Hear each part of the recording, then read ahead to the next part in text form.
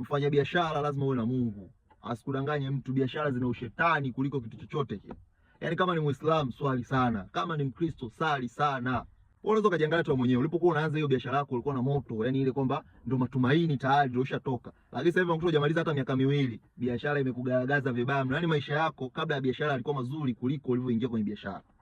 Hiyo sio bahati mbaya, hivyo vitu sio bahati mbaya.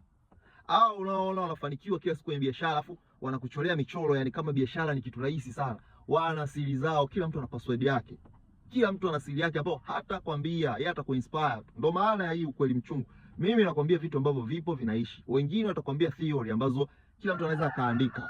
Sio kama utaelewana. Wewe fikiria, wewe unauza viatu, mwenzio anauza viatu hivyo hivyo anajenga.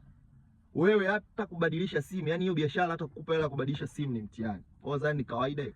Yaani kwenye biashara wateja wako wao wanaweza kawa wachawi wako. Uwe sijui ni mtu uliyemwajiri, umemsaidia kumwajiri mpate riziki, anaweza akaje kwa mchawi wako. Partner wako sijui ulianza partner na mtu sijui baadaye huyo anaweza akatumiwa na shetani kukushusha. Sio kama tunaelewana. Sasa wewe tunisha tu bicho lako kama unanielewa. Sasa hivi tukikuta haupo kanisani, haupo msikitini tunakupiga.